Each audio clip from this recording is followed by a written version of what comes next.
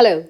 Hi, I am Kanika Saxena and I welcome you all on our class for important vocabulary. चलो अब English की आज class है important vocabulary की। पर क्लास शुरू करने से पहले मैं कुछ चीज़ें आपको बता दूँ। दैट इज़ हम जो भी यहाँ वोकेबलरी करेंगे यहाँ पे जैसे कि मैंशनड है आपको कि वो इम्पॉर्टेंट होंगी और वो एग्ज़ाम में कई बार रिपीटेटिवली आ चुकी होंगी और वो कई दफ़ा एग्ज़ाम में देखने के साथ साथ वो काफ़ी इम्पॉर्टेंट इसलिए भी होंगी क्योंकि वो अपकमिंग एग्ज़ाम्स में हमें देखने को मिल सकती हैं। Okay, so shall we okay, तो अब सबसे पहला वर्ड है हमारा substantive. Substantive which means important. Important अब देखिए, मैं चाहूँ तो सब्सटेंटिव के आगे सिग्निफिकेंट जैसे वर्ड्स भी यूज़ कर सकती हूँ, पर नहीं, हम यहाँ पे कैसे समझेंगे वोकेबलरी को, इस चीज़ पे ज़रा ध्यान दीजिएगा। अगर हमने सब्सटेंटिव वर्ड पढ़ा, उसके आगे हम उसका जो सिनोनियम पढ़ेंगे, इट विल बी ईजी। कई टीचर्स क्या करते हैं, उनको ये शो करना होता है, मैं उनको गलत भी नहीं कहूँगी और उनके पढ़ाने के तरीके को डिग्रेड भी नहीं कहूँगी, बट द थिंग इज़ कई लोग क्या करते हैं, जब वो पढ़ा रहे होते हैं ना, तो जैसे सब्सटेंटिव है उसके आगे ही उसके कई सारे सिनोनियम्स दिए जो कि काफ़ी ज़्यादा ना हार्ड होंगे टू अंडरस्टैंड बच्चे के लिए। हाँ, और उसके बाद उन्हीं में से कोई एक आ गया मानिए पेपर में, तो दे क्लेम कि उसमें से आ गया। अरे भाई, बच्चा याद कैसे करेगा? सो इसी चीज़ को ध्यान में रखते हुए हम अपनी चीज़ें याद करते चलेंगे। जैसे सब्सटेंटिव मतलब इम्पॉर्टेंट, बहुत ज़्यादा इम्पॉर्टेंट है, कोई भी चीज़ सिग्निफिकेंट है हमारे लिए उसको। अब next one is amass. Amass amass means gather.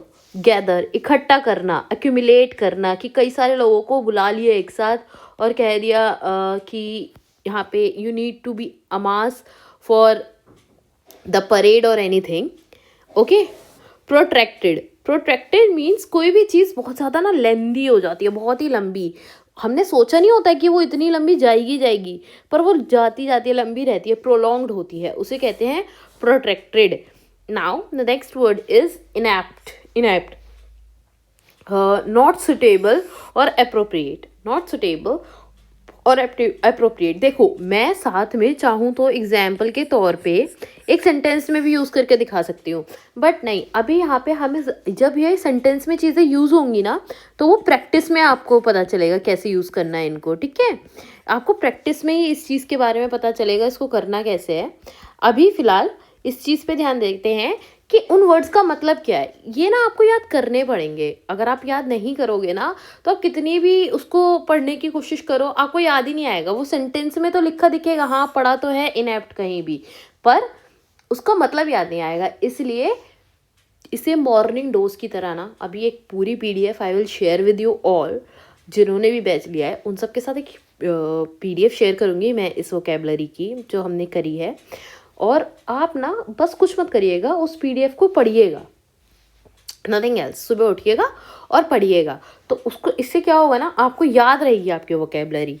तो अब आगे वाला वर्ड पढ़ते हैं, कॉइनेज। अब कॉइनेज ना मेटल मनी को भी कहते हैं, और यहाँ पे ब्लॉग इसलिए लिखा है, जैसे कॉइनेज हम किसी की ना टाइम रेफरेंस में भी बोलते हैं।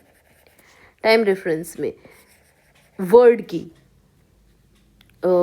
टाइम रेफरेंस में भी बोलते हैं। फॉर एग्जाम्पल, जैसे ये जो ब्लॉग वर्ड है, ये रिसेंट टाइम का है। ब्लॉग वर्ड रिसेंट टाइम्स का है, ठीक है, रिसेंट टाइम का है ये ब्लॉग वर्ड। तो जब नए नए वर्ड्स की बात होती है ना, तो हम ऐसे बोलेंगे कि the word blog is from recent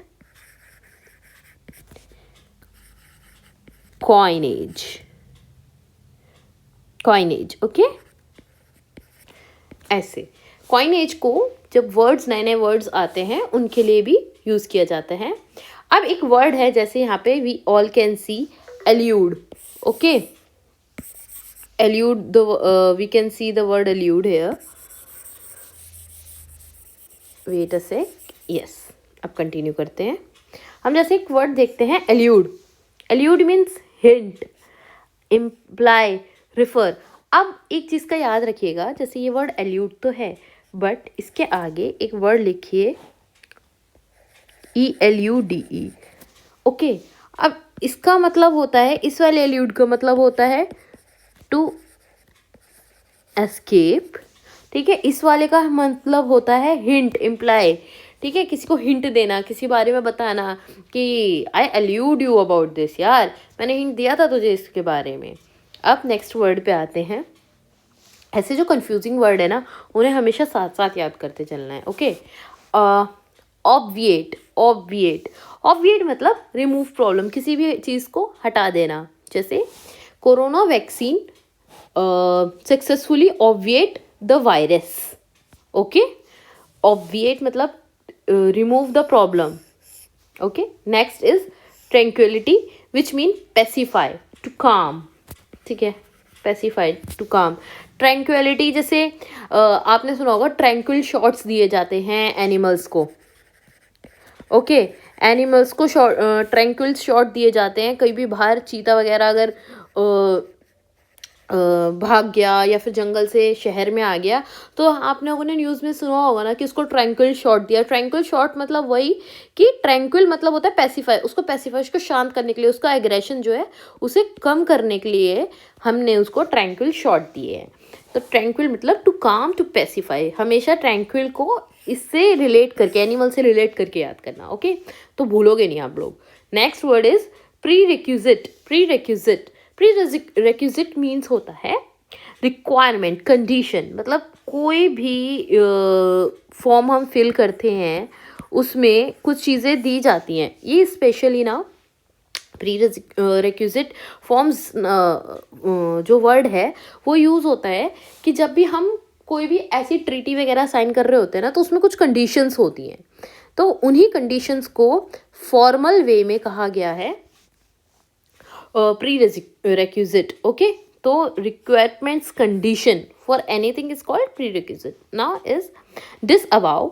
डिसअवाउ मतलब डिनाई रिस्पॉन्सिबिलिटी। अब इसको थोड़ा सा ना समझते हैं। जैसे डिसअवाउ है, अब डिसअवाउ क्या, हम ये भी कह सकते हैं कि अगर हमने पढ़ाई नहीं करी ना ढंग से, या फिर आप समझो कि अगर आपने पढ़ाई नहीं करी ढंग से और आप फेल हो गए, तो हम कहते हैं ना यार मम्मी पापा ना डिसोन कर देंगे घर से, मतलब मुझे तो डिसोन ही कर देंगे, निकाल विकाल देंगे घर से और कहेंगे चल निकल। उसके लिए और अच्छा word we can use disavow. Okay, disavow बिल्कुल डिनाई कर दी हमारी रिस्पॉन्सिबिलिटी लेने से कि भैया तू मेरा बेटी बेटी नहीं है, बेटा बेटी नहीं है, फेल हो ले, फिर बाद में बात करेंगे। Okay, now the next word is terrain. Terrain, terrain आपको ना it's a important word. Because important इसलिए क्योंकि ना ये हम एनसीईआरटीज़ में भी देख सकते हैं। टेरेन ये ना किसी भी पीस ऑफ लैंड और रीजन के लिए बात करी जाती है, चाहे माउंटेन हो, चाहे प्लेट्यूज हो, कुछ हो, उनको टेरेन के नाम, टेरेन के उससे हम रिफ़र करते हैं। Now the next word is calibrated. Calibrated, अब जितने भी ना साइंटिफिक बच्चे होंगे ना, मतलब साइंटिफिक बैकग्राउंड से बच्चे होंगे, साइंस बैकग्राउंड से जो बच्चे होंगे वो समझ जाएंगे कैलिब्रेटेड। अब मैं आपको समझाती हूँ। जैसे कोई भी हमारे पास मशीन है, ओके, कोई भी मशीन है हमारे पास, मानो हमारे पास वर्किंग के लिए हमें एक मशीन चाहिए। ओके, उसको हमने लिया, जैसे सेंट्रीफ्यूगेशन मशीन ले ली या फिर कोई और भी हमने मशीन ले ली, और उसमें हमको पहले ना, कई बार आपने देखा होगा वेट मशीन में भी जो वे करने के लिए यूज़ होती है, वेट करने के लिए भी मशीन होती है, उसको ज़ीरो पे लाते हैं, ज़ीरो पे लेके आते हैं। ओके, इट मीन्स कैलिब्रेटेड, उसको स्टैंडर्ड फॉर्म में लाना, एडजस्ट करना उसको। ये कई बार कैलिब्रेटेड वर्ड ना क्लोज टेस्ट में पूछ लिया जाता है। ओके, और वो टेक्निकल जब हमारे क्लोज टेस्ट आते हैं ना, जिसके अंदर मशीनरी वगैरह की बात होती है, तभी ये वाला वर्ड आता है। तो कैलिब्रेटेड मतलब उसको स्टैंडर्डाइज करना, उसको ज़ीरो पे लेके आना, जैसे वेट मशीन को, तो अब स्टैंडर्ड पे हो गई, उसके आगे चीज़ उस पर काम किया जा सकता है। Okay, now the next word is persist. Persist means to continue, बिना रुके लगातार उस चीज़ को करे जाना। ठीक है, जैसे आप सब परसिस्ट हो इस बार इस बैच में रहने के लिए और लगातार मेहनत करने के लिए, so you get the selection, है ना। खैर आगे बढ़ते हैं। Next word is intriguing, intriguing, एक तो ये इतने ज़्यादा टंग ट्विस्टर वर्ड्स होते हैं ना कि जो बोल रहा होता है ना उसे एक बार को लगने लगे मैं गलत तो नहीं बोल रहा। इंट्रीगिंग, इंट्रीगिंग मीन्स टू मतलब compelling and enticing, compelling and enticing, या फिर कह सकते हैं एल्योरिंग। अब देखो एल्यूड मतलब अलग, इल्यूड मतलब अलग, एल्योर मतलब अलग, लेकिन तीनों सेम लग रहे हैं वर्ड। यही कंफ्यूजिंग वर्ड्स होते हैं और ये कंफ्यूजिंग वर्ड ना पेपर में बहुत फंसाते हैं बच्चे को। तो इसको ना थोड़ा सा याद रखना है और थोड़ा सा समझने की इसको कोशिश करनी है कि जो हम पढ़ रहे हैं वो ऐसा ना हो कि हम कंफ्यूज हो जाएं। तो इन वर्ड्स को बार बार इसलिए मैं कह रही हूँ आपको रिवीजन करना है। Next is intriguing, compelling, enticing, alluring मतलब प्रभावित करता है, अट्रैक्ट करता है अपनी तरफ, इसका मतलब इंट्रीगिंग चीज़ है वो, ठीक है। नाउ इज डिफ्यूज, डिफ्यूज, ठीक है। डिफ्यूज मीन्स टू काम and damp down, okay. Prejudice, prejudice, prejudice मतलब होता है बायस, डिस्क्रिमिनेशन करने वाला। प्रेजुडाइज, अब इसको ना ऐसे याद रखो, प्री, प्री मतलब पहले, पहले का मतलब क्या है यहाँ पे, जो पहले की सोच रखता हो, पुराने जमाने की, ठीक है, ऐसे समझने की, इसको रिलेट करने की कोशिश करना, तब ये वर्ड याद आ जाएगा। जो मतलब पहले से ही किसी चीज़ को जज कर ले, वो बायस तो हो गई ना, पहले ही जजमेंट देके बैठा है किसी भी चीज़ के लिए। Next word is versus, versus मतलब अगेंस्ट, कॉन्ट्रा, ये कॉन्ट्रा वर्ड याद रखना। कई बार उसमें क्लोज टेस्ट में या फिर फिलअप्स में ना वर्सेस की जगह कॉन्ट्रा दे रखा होता है उन 4 ऑप्शन में, तो ऑलवेज मैम वर्सेस मतलब Contra, okay. Next is curved, curved बहुत ट्रेंडिंग वर्ड है ये। कर्ब्ड मतलब होता है इसका रिस्ट्रिक्टेड, कंट्रोल्ड, किसी भी चीज़ को कर लेना। डी ग्रोथ, रिडक्शन किसी भी चीज़ का, रिट्रेंचमेंट किसी भी चीज़ का, ये डी ग्रोथ का रिट्रेंचमेंट याद रखना। कोई भी चीज़ कम हो रही होती है, उसकी ग्रोथ कम हो रही होती है। Most of the words starting from D R negative in nature, okay, negative in nature. Most of the, not all, सारे नहीं होते हैं ऐसा कि सारे वर्ड ऐसे हो जाते हैं। अभी डिसेंट से डी शुरू होता है, लेकिन बहुत सारे वर्ड ना जो डी से शुरू होते हैं आप देखना नेगेटिव नेचर के होंगे। It will help you to eliminate the options, okay. इस रेफरेंस में बता रही हूँ, इस रेफरेंस में मत लेना कि मैम ने कही थी तो कर दो भाई, डी से नेगेटिव ही होगा, नहीं। सो डी ग्रोथ मतलब कम ग्रोथ होना, रिडक्शन होना, रिट्रेंचमेंट होना उस चीज़ का। अब लिबरलाइजेशन, अब लिबरलाइजेशन ना यार बताओ कितने लोगों ने पैसेज पढ़ते समय इसको, इस वर्ड को पढ़ा है। आई बेट कि 90 to 95% ने, जिन्होंने पैसेज अच्छे से करे हैं ना, अपना कॉम्प्रिहेंशन पैसेज वगैरह, उन्होंने लिबरलाइजेशन तो पक्का ही सुना होगा और पढ़ा होगा। तो लिबरलाइजेशन बेसिकली होता क्या है? लिबरलाइजेशन होता है कि जो टैक्स और ड्यूटी होती है ना, लिबरलाइजेशन समझ रहे हैं यहाँ पे, तो ये जो टैक्स वगैरह होते हैं ना जो चीज़ों पे, गुड्स पे, वो हटा दिए जाते हैं, लिबरलाइजेशन। सो जो इकोनॉमिक ग्रोथ हो वो इंक्रीज हो, ठीक है, इसी को कहते हैं लिबरलाइजेशन, ग्लोबलाइजेशन।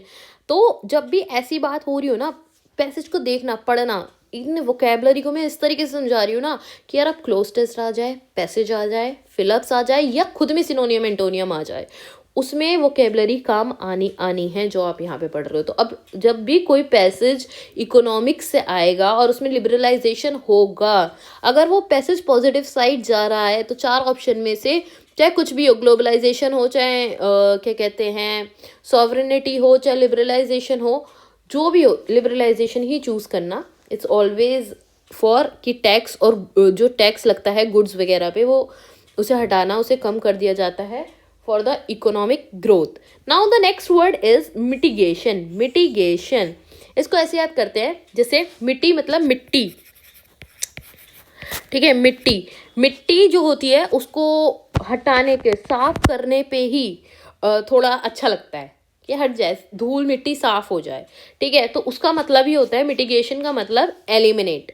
अब next word is imperative, imperative means obligatory, this is imperative, okay, you can't resist और you can't escape with this. Imperative मतलब ऑब्लिगेटरी, इंपॉर्टेंट है भाई, नेसेसरी है, चाहे जो कर लो करना पड़ेगा, ऑब्लिगेटरी है, जैसे कि जो आज वोकेबलरी पढ़ाई जा रही है उसे कल रिवाइज करना ऑब्लिगेटरी है, कल करनी ही पड़ेगी उसे, वरना आगे जो क्लासेस आएंगी पिछली वोकेबलरी में आप बैकलॉग इकट्ठा करते जाओगे, आपको नुकसान होगा। तो बैकलॉग इकट्ठा ही नहीं करने देना है, बिल्कुल भी नहीं guys.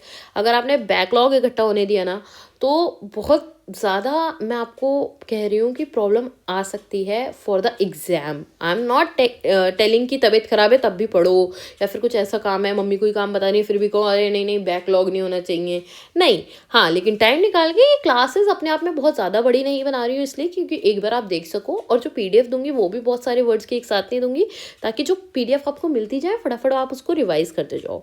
Next word is robust. Robust means to strong, very important word. FCAT में तो मैंने 3 से 4 बार देख लिया है प्रीवियस ईयर में robust word, to strong. Okay, gamify. Gamify ना आजकल आप वोकेबलरी अगर आप द हिंदू फॉलो करते हो ना तो इस वर्ड को ना उसमें काफ़ी यूज़ होता हुआ देखोगे। गैमीफाई का मतलब होता है are games like activity to something, मतलब किसी भी चीज़ को ना, जैसे हम बच्चे को खिला तो रहते हैं खाना, ठीक है, ईटिंग, बट उसको गेमिफाई कर देते हैं कि हेलीकॉप्टर आया बेटा खा लो खा लो खा लो, या फिर कुछ भी किसी भी तरीके से जैसे आप लोग करते हो, है ना, वैसे उस चीज़ को आप लोग कर देते हो गेमिफाई वगैरह। तो गेमिफाई का मतलब ही होता है कि add game like activity to something, है तो काम जो समथिंग हो रहा है वो ईटिंग, पर गेम लाइक एक्टिविटी उसमें जोड़ दी गई, तो गेमिफाई। इसके नाम से भी समझ में आ रहा है अपने आप में गेम है, गेम मतलब गेम। अब sporadic means intermittent, very important word, इस पे स्टार मार्क कर लेना। वैसे तो ये सारे वर्ड इंपॉर्टेंट है, बट ये जो वर्ड्स मैं आपको करा रही हूँ ना, या मतलब आई विश आप सबके एग्जाम्स में आए और आपको देखने को भी मिल जाएंगे। स्पोरेडिक मतलब ओकेजनल, जो कभी कभी होती है, जैसे आज हुई, इतने दिन छोड़ के, मतलब 4-5 दिन छोड़ के फिर हो गई, उस चीज़ को कहोगे आप स्पोरेडिक, ठीक है। नैब्स, स्मॉल बम्स और प्रोजेक्शंस, ओके, स्मॉल बम्स और प्रोजेक्शन। नैब्स मतलब क्या होता है, स्मॉल बम्स कोई भी छोटी छोटी मोटी रुकावटें, या फिर स्मॉल प्रोजेक्शंस जो कि हम देख सकते हैं, तो नैब्स का मतलब यही होता है। और अब आगे बढ़ते हैं, next one is this, thank you. अब ये क्लास ख़त्म होती है और अगेन रिवीजन इज मस्ट। आप लोग यहाँ आए हो, क्लास ले रहे हो, I am very happy, but इस चीज़ को याद रखना है कि हमको इसका रिवीजन करते हुए चलना है। I am emphasizing on it again and again, not because I get any kind of benefit from it, I just want your benefit and selection of yours. आप, आई प्रॉमिस, आप आज जैसे मैंने वोकेबलरी पढ़ाई है ना वैसे पढ़ो, उसको याद करो ना। अगर आप उस वोकेबलरी के हर तरीके के question, so it be anything, close test, passage, fill in the blanks, या सिनोनियम एंटोनियम सब सॉल्व कर पाओ तो बताना। Okay, so officers, thank you so much. जय हिंद।